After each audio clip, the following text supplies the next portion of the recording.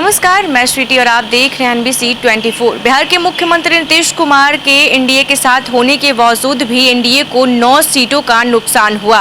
वही बात करें 2019 की, तो 2019 में जिस तरीके से इंडिया गठबंधन को 1 सीटें मिली थी, तो वही इस बार जो है उनके खेमे में 9 सीटें चली गई और कहीं ना कहीं एनडीए गठबंधन यानी कि एनडीए को बड़ा नुकसान सहना पड़ा। ऐसे में आपको बता दें कि जिस तरीके से चुनाव परिणाम में सबसे हैरान करने वाला रिजल्ट बिहार का रहा। भारतीय जनता पार्टी गठबंधन को बिहार में बड़ा नुकसान हुआ है। जिस एनडीए को 2019 में 39 सीट हासिल हुई थी, वो इस बार 23 पर सिमट कर रह गई। 40 का 40 सीट जीतने का दावा की हवा निकल गई। जानिए वह कौन कौन से कारण थे जिसने महागठबंधन को ताकत दी और एनडीए 30 सीट पर सिमट गई।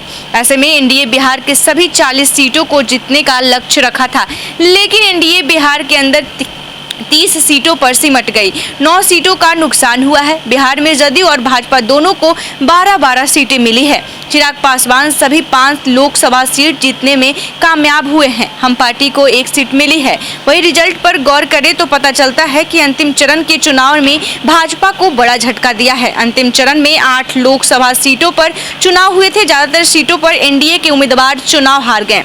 अंतिम चरण में आरा, बक्सर, सासाराम, नालंदा, पटना साहिब, पाटलिपुत्रा, काराकाट और जहानाबाद लोकसभा सीट पर वोटिंग हुई थी। केंद्रीय मंत्री आर.के. सिंह आरा से चुनाव हार गए थे। काराकाट से उपेंद्र कुशवाहा, बक्सर से भाजपा नेता मिथिलेश तिवारी, सासाराम से भाजपा के शिवेश राम चुनाव हार गए। यहाँ कांग्रेस पार्टी के मनोज राम की जीत हुई। पाटलिपुत्रा लोकसभा सीट पर भाजपा सांसद राम कृपाल यादव चुनाव हार गए और जहानाबाद लोक सीट पर वर्तमान सांसद चंद्रवेश्वर चंद्रवंशी भी चुनाव हार गए। अंतिम चरण की 8 लोकसभा सीट में एनडीए ने 6 लोकसभा सीट गवा दिए हैं। सिर्फ 2 लोकसभा सीट एनडीए के खाते में आई, जिसमें नालंदा से जदयू प्रत्याशी कौशलेंद्र कुमार और पटना साहिब से भाजपा सांसद रविशंकर प्रसाद चुनाव जीत गए। ऐसे में जिस तरीके से बता दें कि अंतिम चरण में भाजपा ज्यादातर सीटों पर इसलिए हार गई कि उन इलाकों से बड़ी संख्या में युवा सेना में भर्ती होते थे। इसके लिए वो सुबह 4 बजे से ही कड़ी मेहनत भी किया करते थे। अग्निवीर योजना आने के बाद युवाओं में निराशा हुई।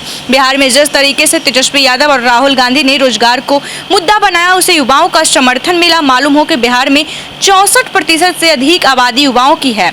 ऐसे में मंत्रियों का जिस तरीके से पवन सिंह की बात करें तो पवन सिंह इसलिए चुनाव हारे क्योंकि मंत्रियों का आम जनता के साथ कोऑर्डिनेशन नहीं होने भी प्रमुख कारण बना। जनता की समस्याओं का समाधान मंत्रियों ने करने की कोशिश नहीं की। केंद्रीय मंत्री गिरिराज सिंह और नित्यानंद किसी तरीके से अपनी सीट बचा पाए और जीत हार का फैसला बेहद कम हो गया।